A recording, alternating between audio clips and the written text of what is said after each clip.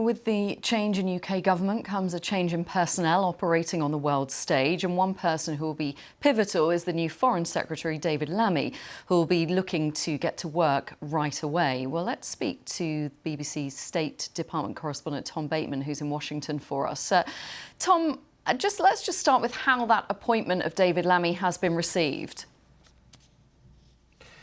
Well, I mean, it's only happened in the last sort of hour and a half that he went into Downing Street, didn't he, and was appointed Foreign Secretary, fulfilling what was his shadow position in opposition, now becoming Foreign Secretary under Keir Starmer. I think the key point about David Lammy when it comes to Washington is it's really notable how much of the groundwork was laid over the last 3 years, with Mr. Lammy making repeated visits to Washington, building ties with leading Democrats, figures in the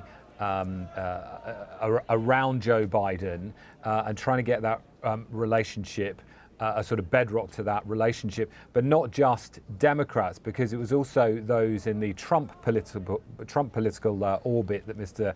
Lammy has been seeing on some of those visits to the States here. I was speaking a bit earlier to Keir Starmer's former Director of Policy, who's now at a DC-based think tank, who was telling me that, you know, there is an acute awareness that there could be a change of administration, so it's sort of sensible politics to have got in the contacts and be building ties with both leading Democrats, but also those around the Republican presumptive nominee, Donald Trump. So that's been done.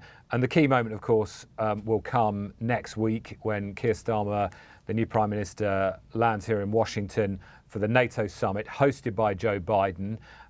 World leaders, probably from around 30 countries, or senior ministers as well, due to be there. So this will be a key moment, of course. And Mr. Starmer, I think, will be hoping to get some proper FaceTime with Joe Biden for the first time. And that, I think, will be a key moment in sort of getting this relationship with the new Labour government and Mr. Biden, getting that off the blocks. Let's just return to David Lammy for a moment. We know that in the past he has made some comments about Donald Trump. Depending on what happens, obviously, in the coming months, could that potentially become an issue?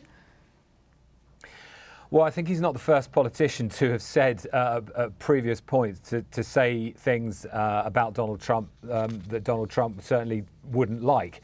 I mean, I put it actually to David Cameron, who was the outgoing Foreign Secretary, now, who was under Rishi Sunak and now obviously no longer in government, when he was on a trip here to Washington a month or two ago, about, you know, comments he'd made about Donald Trump being or having policies that were misogynistic, for example. Mr. Cameron had said that, you know, after Trump had been president, but before he knew he was going to be running again this time. I think there's quite a lot of politicians around the world that are in that kind of position. So I think it's not a first that David Lammy, you know, has said things about Donald Trump's character that now might be a potential embarrassment if Mr. Trump was to win the election in November. I think it would probably be fairly straightforward to sort of brush those to one side, as the last Foreign Secretary did, by saying, you know, that they work with the politicians that are elected, and they deal with policies and not with character and so on. So, you know, it may become a bit of an embarrassment as we get closer to November, but I think the more immediate issue is about how this new government tries to work its relationship with the Biden White House. And the critical point about that is going to be, I think, this NATO summit. The message from Keir Starmer is going to be they want the US to see them as rock solid, no change, a sense of continuity when it comes to foreign policy and security. OK, Tom, thank you very much for now. So we've heard about what Labour will be focused on in their relationship with the United States, but what about the rest of the world? Well, we can speak to former Secretary-General of NATO and Defence Secretary Lord George Robertson. Thanks very much for joining us. As we've been hearing, there is a NATO summit next week. So Keir Starmer is straight into it, isn't he? What will he be thinking going into that? Well, he will be thinking that he's got to change his mindset. He's had 6 weeks of brutal campaigning on the domestic scene and covering health, education, housing, immigration. And he's got to get into his mind the fact that he's on the world stage and that NATO business is in front of him. But he won't find that difficult at all. His job is, first of all, to reassure NATO allies that Britain, under the new government, is absolutely rock solid in its support of what NATO is and that it's a cornerstone of British defence. And secondly, in order to calm the nerves of the Ukrainian government, he's got to make it clear that up to now and into the future, the United Kingdom is absolutely solid in support of Ukraine in its battle to get back the territory stolen from it by Vladimir Putin. How do you think he will be received? Both the fact that it is, a new person, a new prime minister, but also the fact that it's the Labour Party. I think that he'll be received well. In many ways, a movement to the centre-left, I think, will be welcomed after the European elections, which showed the rest of the European continent moving, slightly towards the right and in some cases towards the far right. And his credentials are already established. For anybody who's been watching will have seen that his position on the nuclear deterrent, on NATO, and on support for Ukraine is absolutely unwavering, and he's made that absolutely clear. So I think that our European allies are going to be much reassured that they've got a country now that is solidly in the security space that they would want the United Kingdom to occupy, but also that it's going to spend more on defence, reorganise its defences in order to be able to play a bigger and more useful part in NATO and in European defence. We were just talking about David Lammy there with Tom Bateman, but in the last hour, so he's the new Foreign Secretary, he has said that all of us want to see an immediate ceasefire. He's talking about Gaza. All of us want to see an immediate ceasefire, and I will do all I can diplomatically to support Joe Biden. What do you think that kind of comment will mean? Will it have any impact immediately?